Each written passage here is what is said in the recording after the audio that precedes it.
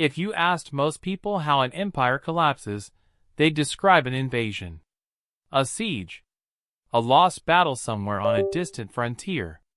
What almost nobody describes is a coin, a small, ordinary disc of metal, quietly changing its composition year after year until the thing in your pocket is worth a fraction of what it used to be. But if you look closely at the empires that dominated human history, you'll find the same crime committed again and again by rulers who never called it theft, dressed up in a dozen different names, and aimed at the one group least equipped to notice it happening, their own citizens. This isn't a story about a single tyrant or a single scandal. It's a pattern, repeated across 3,000 years, on every continent, under every kind of government. And once you learn to see it, you'll start noticing it everywhere, including in your own bank account.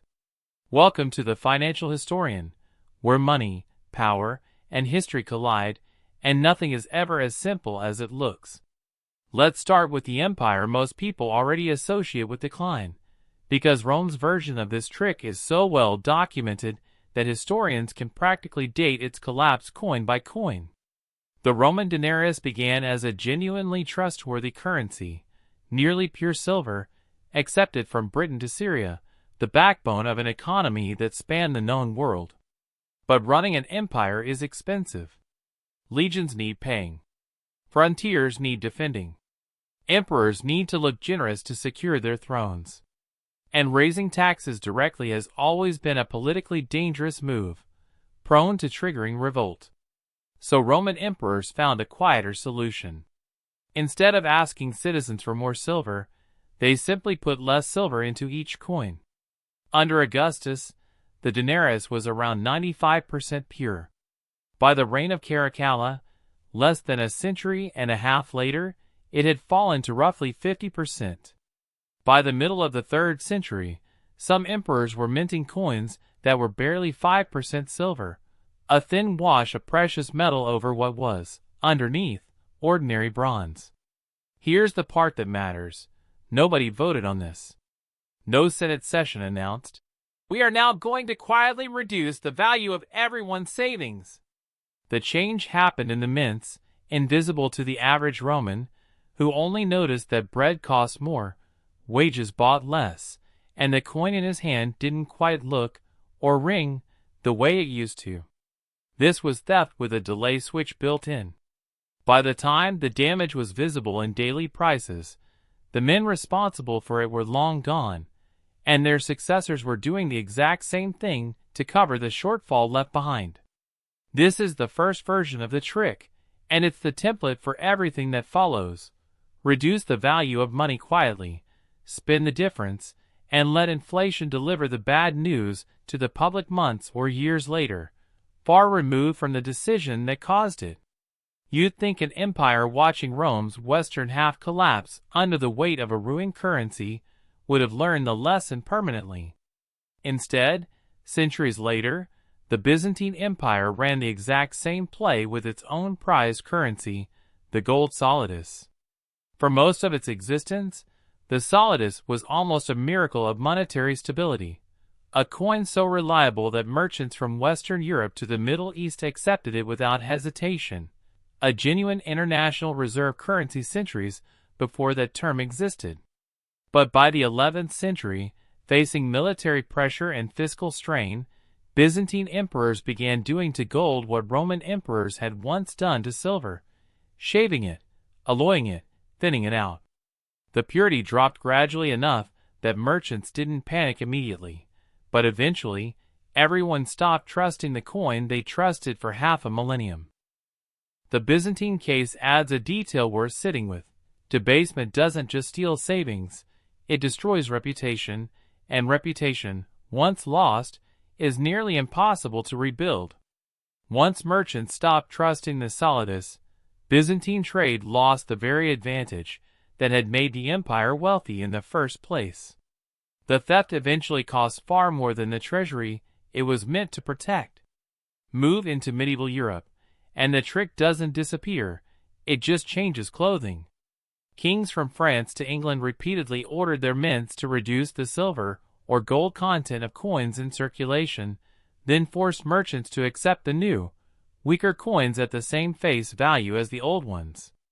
This practice had a name at the time, recoinage, or in blunter terms, clipping the coin, and it functioned exactly like a hidden tax, except the people paying it never received a bill, never cast a vote, and often never understood why their money suddenly bought less bread. Medieval scholars weren't blind to what was happening.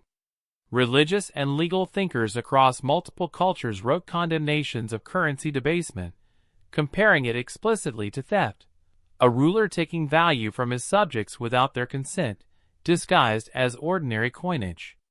But condemnation rarely stopped a treasury that was out of options. When wars needed funding and taxation risked rebellion, debasement remained the easiest lever available, precisely because most people didn't understand it well enough to be angry about the right thing. As empires expanded overseas, the trick evolved again, this time aimed not just at citizens at home, but at entire colonized economies. Colonial powers frequently controlled the currency circulating in their territories, and that control became a tool of extraction in its own right. Currencies were pegged, devalued, or restructured in ways that consistently favored the imperial center over the colony, extracting real goods, real labor, and real resources in exchange for money whose value the colonizers themselves controlled and could quietly erode. This is the same mechanism as debasement, scaled up to an entire system of extraction. Control the money, and you control how much real value flows out of a place without ever needing to send an army to physically take it. The theft becomes structural, embedded in the exchange rate rather than the coin itself, and precisely because of that, it becomes almost invisible to the people living inside it. By the 20th century, the tool for this theft had changed entirely, but the motive and mechanism stayed remarkably consistent. Governments no longer needed to physically shave metal off coins. They simply printed paper. After the First World War, Germany faced crushing reparations it had no realistic way to pay through taxation alone. So the government printed marks, vast quantities of them, to cover the gap. The result was one of history's most extreme hyperinflations, prices doubling every few days. By late 1923, a loaf of bread costing billions of marks, lifetime savings evaporating into worthlessness within months. Pensioners who had done everything right, worked, saved, planned for old age, watched decades of prudence get erased by a policy decision made in a finance ministry they'd never had any real input into. Notice who paid for this and who didn't. Debtors, including the German government itself, saw their obligations effectively erased by inflation. People holding real assets, like land, factories, or foreign currency, were largely protected, and in some cases became wealthier in relative terms. It was the ordinary saver, the person with cash in an account rather than property on a balance sheet, who bore almost the entire cost. This is the same asymmetry Rome created with its silver coins, just wearing paper instead of metal. Here's where this story stops being ancient history and starts being uncomfortably current, because the tool didn't disappear when gold and silver coins did. It simply got a new name: monetary policy. Modern currencies aren't backed by precious metal at all. They're fiat, meaning their value rests entirely on trust in the government issuing them. And every time a central bank expands, the money supply is significantly beyond the pace of real economic growth.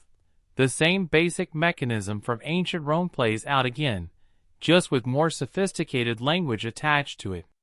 Instead of debasing the coinage, we call it quantitative easing. Instead of a ruler shaving metal off a denarius, we have a central bank purchasing bonds and creating new currency electronically. The visible mechanism has changed almost beyond recognition. The underlying transfer has not.